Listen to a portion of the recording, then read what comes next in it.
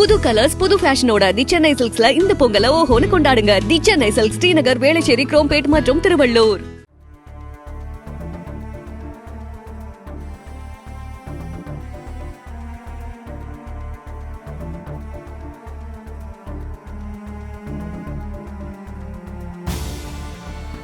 தெலங்கானா மாநிலம் ரங்காரெட்டி மாவட்டத்தில் உள்ள கொத்தூர் கிராமத்தில் பள்ளி மாணவர்களுக்கு போதை சாக்லேட் விற்பனை செய்ததாக ஒடிசா மாநிலத்தைச் சேர்ந்த 3 பேரை போலீசார் கைது செய்தனர். பள்ளி தலைமை ஆசிரியர் அளித்த புகாரை தொடர்ந்து போதை சாக்லேட்டுகளை பறிமுதல் செய்த போலீசார் 3 பேரிடமும் விசாரணை மேற்கொண்டு வருகின்றனர். இந்த சாக்லேட் அதே பகுதியில் தயாரிக்கப்படுவதாக கூறப்படுகிறது.